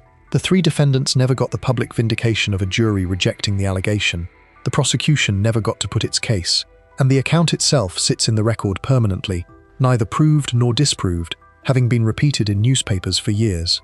Stephen Sayers made the comparison directly when it ended, pointing out the arithmetic of who had spent how long inside. What the collapse did establish, beyond argument, is that the largest murder trial in modern Tyneside history was followed by an 8-year criminal investigation into whether its jury had been reached, and that the investigation ended without anybody finding out. The verdicts from Leeds in 2002 still stand. Whether anything improper happened around that jury is a question the English legal system asked, spent an enormous amount of public money on, and then abandoned without answering. For John Henry Sayers, the period from 2000 onwards had by then produced a murder trial ending in acquittal, a jury tampering prosecution ending in acquittal, and 14 months of pre-trial custody in a prison where his jaw was broken. 5 years after he walked out of that courtroom, a man on a motorbike pulled up outside a nightclub in the centre of Newcastle. Before we move on, if you're enjoying this one, please consider subscribing. It helps the channel more than you'd think. It happened at closing time on a Saturday in June, on one of the busiest streets in the city, in front of a queue. The prosecution said the reason was that somebody's son had not been allowed in a few weeks earlier. It took an Old Bailey jury more than 30 hours to decide what to do with that. Section 9. Tup Tup Palace. Tup Tup Palace sits on St Nicholas Street in the centre of Newcastle, in the shadow of the cathedral, a few hundred yards from the big market. It is one of the better-known late venues in the city, the sort of place with a queue outside it at 1 in the morning, and a policy about who gets to the front of that queue. On 6 June 2015, in the early hours, a man arrived outside it on a motorbike and fired a sawn-off shotgun at the entrance. A 24-year-old doorman named Matthew Macaulay was hit in the arm. 2 other members of staff were injured. The court that heard the case later was told that Macaulay was fortunate to have survived it. A shotgun discharged at a nightclub entrance in a city centre at closing time, into an area where a queue forms, is not a targeted shot in any meaningful sense. The weapon does not permit it. A sawn-off shotgun spreads its load rapidly over a short distance, which is precisely why it is the weapon of choice for intimidation in British criminal use, and precisely why it is so dangerous to everybody standing near the intended target. The investigation ran for years, and the case that eventually came to court was heard not in Newcastle, but at the Central Criminal Court in London, the Old Bailey. 3 men were in the dock: John Henry Sayers, then 54, of Fossway in Walker, Newcastle; Michael Dixon, then 50, of no fixed address, from the same part of the city; and Michael McDougall, 50, formerly of Hylton Avenue in Marsden, South Shields, and by then an inmate of HMP Wakefield. Michael Dixon is the same man convicted at Leeds in 2002 of conspiracy to cause grievous bodily harm with intent in the Freddie Knights case. Michael McDougall was already serving a life sentence. In April 2016, he had been convicted of the murder of Tipu Sultan, a 32-year-old father of 2 who ran the Herbs and Spice Kitchen takeaway on Lake Avenue in Marsden, South Shields, with his family. McDougall received a minimum term of 34 years, along with convictions for 2 offences of possessing a firearm with intent to endanger life. The prosecution was led by Simon Dennison QC. The case he put to the jury was that Sayers had ordered the shooting after his son had been turned away from Tup Tup Palace some weeks earlier. The way Denison explained why that would be a sufficient reason is the clearest description of this whole world that exists anywhere in the public record, and it was delivered in an English courtroom by senior counsel rather than in a memoir. His case was that Sayers was a man to be feared, that he had acquired and promoted a reputation of that kind, and that he would not allow his name to be disrespected. The consequence of the reputation was that doors opened for his family. They were given free entry to clubs without queuing and free access to areas normally restricted. And the reason venues did that was to avoid serious trouble.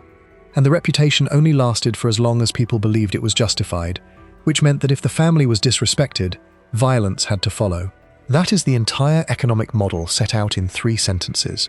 The asset is fear. The dividend is that ordinary commercial life bends around you. The maintenance cost is that any public failure of the fear has to be corrected publicly. The jury also heard about a separate matter that had run in parallel, and it is one of the more revealing pieces of evidence in the case. In August 2015, 2 months after the Tup Tup shooting, Northumbria police ran an operation codenamed Tobago. It concerned a suspected plan to fire a weapon into the home of a man named Christopher Brown in order to intimidate and terrify him. Dixon and 2 other men were arrested and charged. The prosecution case at the Operation Tobago trial, held at the Old Bailey in October 2016, was that the plan had been organised by a man named John Beckwith, who was in a dispute with the intended victim, and that he had been assisted by Wayne Peel and Wayne's father Anthony Peel. The allegation was that they recruited Michael Dixon to carry out the shooting, and that Anthony Peel controlled the firearms, which were kept buried in an allotment in Ashington in Northumberland until shortly before the plan came to fruition, when they were handed to Dixon. On 13 August 2015, Beckwith acquired a stolen motorbike for use in the shooting, and stored it in the back of a Renault at Sandy Bay Holiday Park on the Northumberland coast. Firearms buried in an allotment. A stolen motorbike hidden in the back of a car at a caravan park. This is what the infrastructure of serious violence in the northeast of England actually looks like when it is described in a document of agreed facts, and it is a long way from anything cinematic. The Old Bailey jury in the Tup Tup case deliberated for more than 30 hours. John Henry Sayers and Michael Dixon were found not guilty of conspiracy to murder. Both men were reported to have given audible sighs of relief in the dock as those verdicts came in. Sayers was also acquitted of conspiracy to possess a shotgun with intent to endanger life. Dixon was convicted of that offence by a majority of 11-1, and Judge Mark Lucraft QC sentenced him to life imprisonment with a minimum term of 8 years, taking into account that he had already been convicted of another offence committed around the same period. So the allegation that Sayers had ordered the shooting was rejected by the jury, in full, on both counts. What he was convicted of was something else, and it concerned what happened after the shooting rather than the shooting itself. Michael McDougall, who was serving life for the murder of Tipu Sultan and was held at HMP Wakefield, made a confession from prison in which he claimed to have been the Tup Tup gunman. The prosecution case was that this was a false confession, that McDougall had offered to take the fall because, as a man already serving 34 years, he had nothing further to lose, and that he had told a pack of lies in doing so. The 2 men were said to have come into contact with each other at Wakefield. Sayers and McDougall were both convicted of perverting the course of justice in relation to that false confession. On 21 September 2018, John Henry Sayers was sentenced at the Old Bailey to 3.5 years. Northumbria police said afterwards that the case had been thoroughly investigated by a team of dedicated detectives. The reputation described by the prosecution in that courtroom had a specific commercial value that the evidence made visible, and it deserves attention because it is the only place in the whole record where the mechanism is set out by somebody with no interest in inflating it. The benefit was not extortion. Nobody was described as demanding payment from Tup Tup Palace or from any other venue. The benefit was that the family did not queue, was not charged, and was admitted to areas that other customers were not, and that all of this happened without anybody being asked.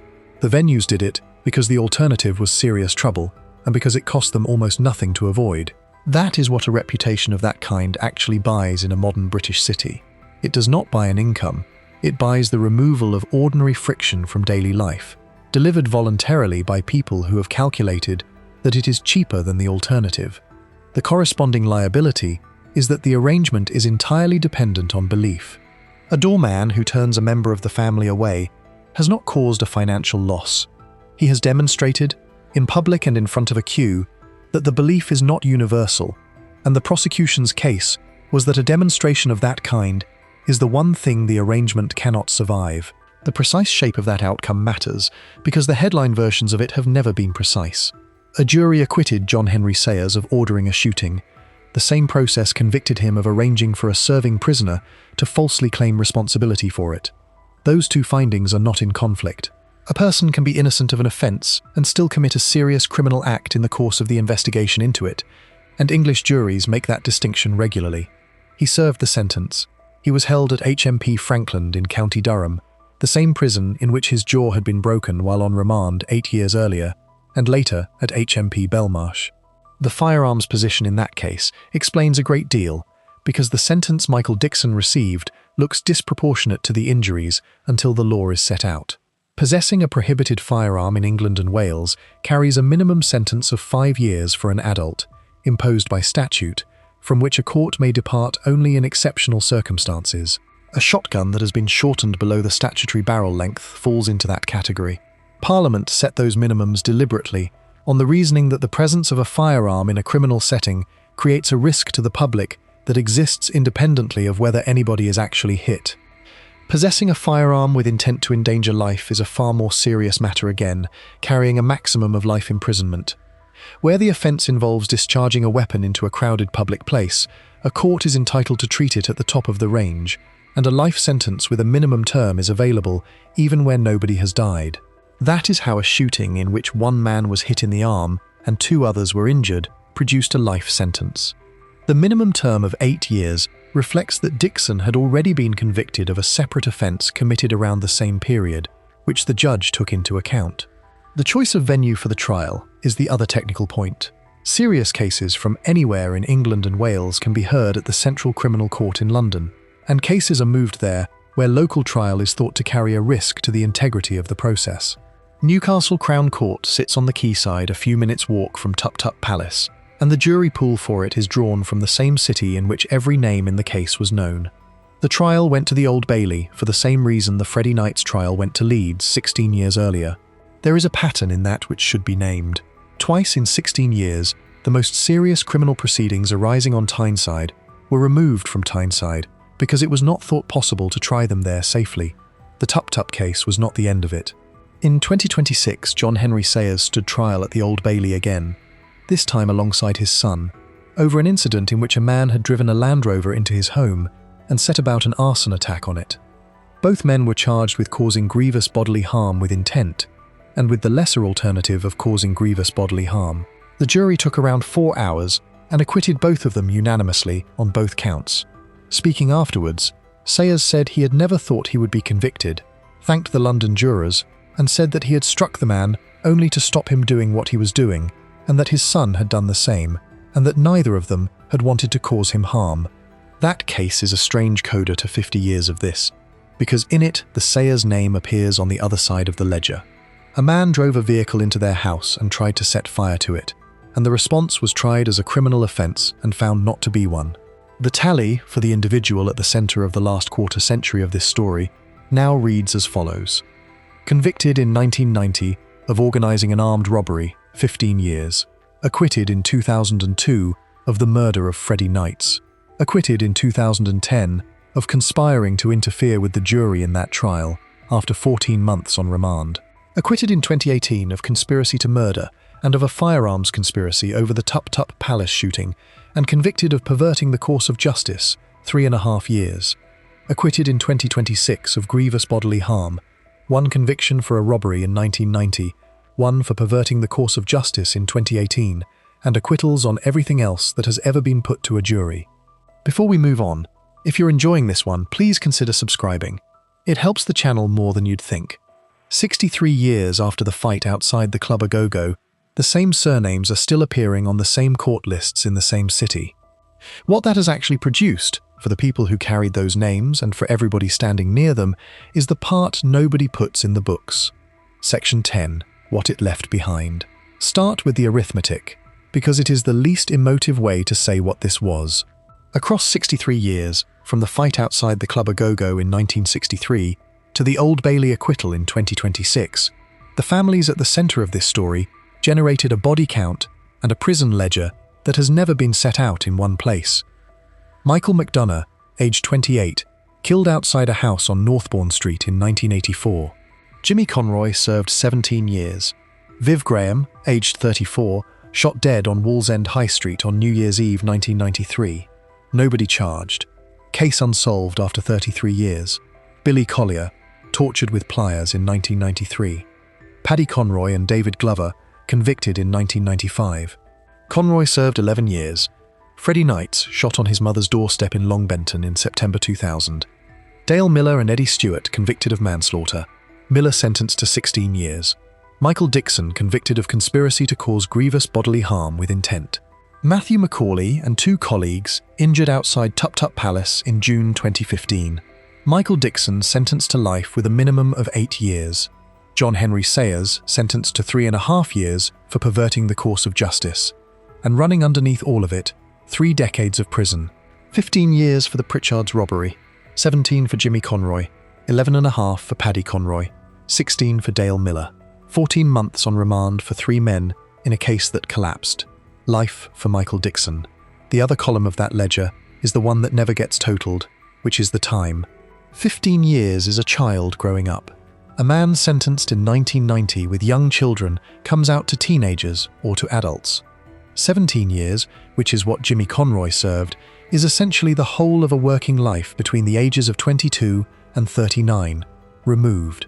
11 years is a decade of a family's life conducted through visiting orders in high-security prisons scattered across the country, which, for a Newcastle family, meant travelling to County Durham, or to Yorkshire, or to Cambridgeshire, or to Worcestershire, depending on where the prison service had moved him that year. The dispersal system that keeps Category A prisoners moving between establishments is designed around security rather than around visits, and one of its ordinary consequences is that a family can find the journey to see somebody changing from an hour to most of a day with a few weeks' notice. Add it up, and the families at the centre of Newcastle's underworld have collectively served, on published sentences alone, well in excess of a century inside. Nobody in this story died wealthy in any way that was ever demonstrated. There is no equivalent here of the confiscation cases that follow modern drug convictions, no seized property portfolio, no recovered millions.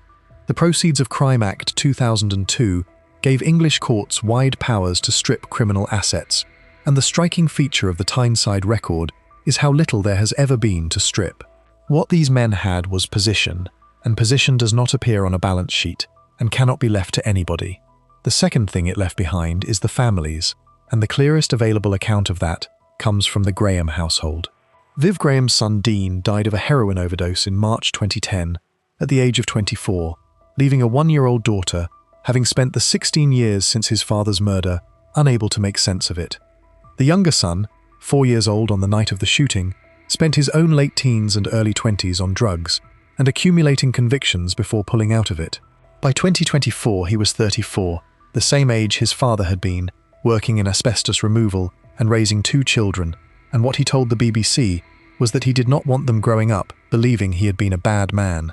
That is 3 generations of one family produced by 3 shots on a high street. Anna Connolly's remark about her fiancé not expecting to see 40 is the most useful sentence anybody involved has said, because it describes the actual bargain. The men in this story were not operating under an illusion that they would get away with it. They understood the odds and accepted them. What the odds did to the children was not part of the calculation. The third thing is the change in the industry that started it, and this is the part that actually worked. The Private Security Industry Act 2001 established the Security Industry Authority and brought door supervision under a licensing regime for the first time in English history. Since the mid-2000s, every person working a door in England and Wales has needed a license, which means an approved qualification and a criminal record check, and which can be refused or taken away. The identity badge worn on the arm of every doorman in the country is the direct legislative descendant of what happened on Tyneside and in Manchester and Liverpool in the late 1980s and early 1990s. The route that made all of this possible, whereby a man with convictions for violence could become the controlling commercial figure in the nighttime economy of a major city, was closed by Parliament. It has not reopened. Whatever else is true about British organised crime in 2026, nobody is fighting a war over nightclub doors, because the doors are no longer available to be fought over. The fourth thing, and the one that has probably done the most to shape what people believe about all of this, is an entertainment industry.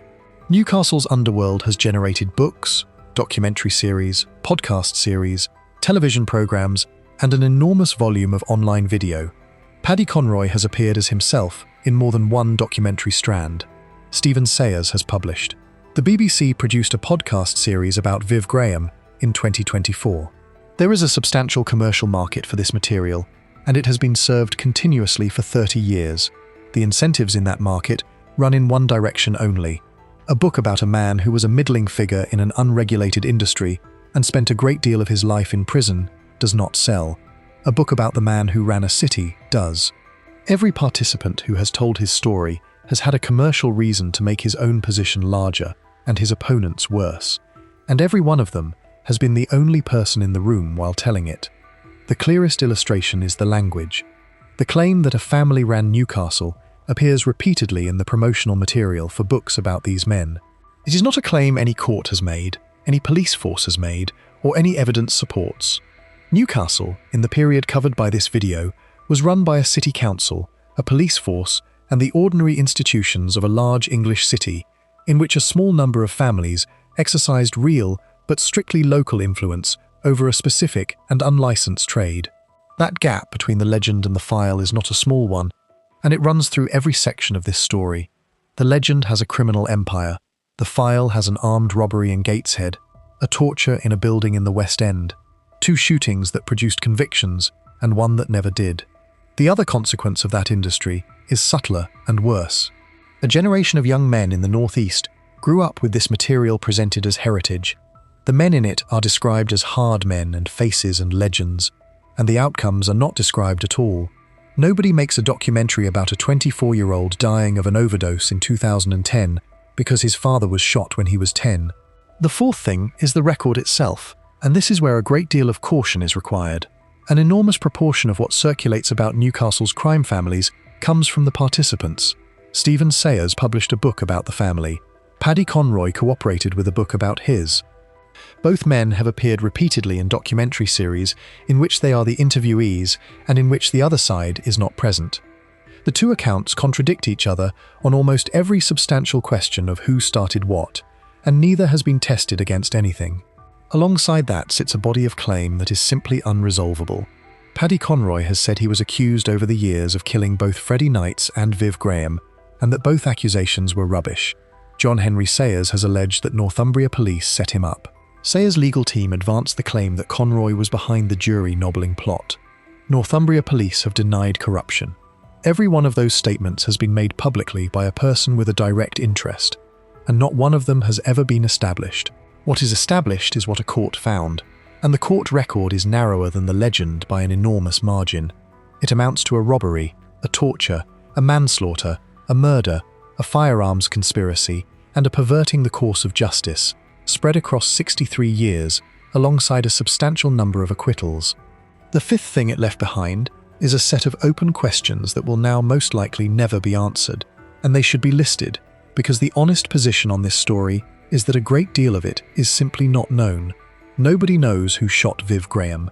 Several men were arrested and none was charged, and 33 years later, Northumbria police have never publicly named a suspect.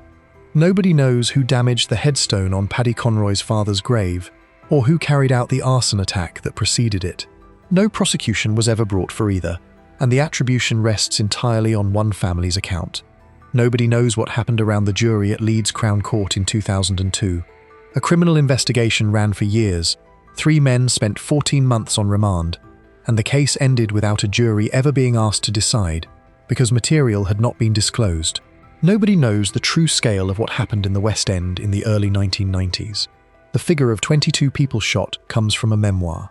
The police record of that period was never assembled into a single prosecution, and the participants have spent 30 years giving contradictory accounts of it in books and on camera.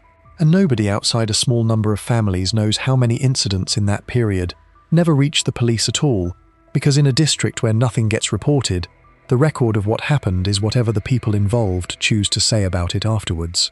The single largest fact in this whole history is a negative one. Viv Graham was shot 3 times on a busy high street at 6:10 in the evening on New Year's Eve 1993, in front of a town, and 33 years later, Northumbria police have never charged anybody. Several men were arrested. The case remains open. His mother is still waiting, and her grandson has said that what happens now is out of the family's hands. That is what a code of silence produces when it holds. Not glamour and not honor. A file that stays open for 3 decades, an elderly woman who will most likely die without an answer, and a set of men who almost certainly know exactly what happened and who have gone about their lives in the same small city for 33 years without saying it. The families are still there, the names are still on the court lists. In 2026, 63 years after 7 men were sentenced at Newcastle Assizes over a fight outside a music club on Percy Street, a jury at the Central Criminal Court in London spent 4 hours acquitting a man of the same surname and his son of an assault on a person who had driven a vehicle into their house. The city they operated in has changed beyond recognition. The Armstrong Works are gone, Swan Hunter is gone, the big market is a different place, and the doors are licensed. What has not changed is the arrangement that Simon Dennison QC described to an Old Bailey jury in 2018, which is that in certain parts of certain cities, a name can still be worth more than money, and that the only way to keep a name like that is to make sure that everybody who tests it regrets it. That is the whole of the business. It always was. If you enjoyed this breakdown, make sure to subscribe. I'll see you in the next one.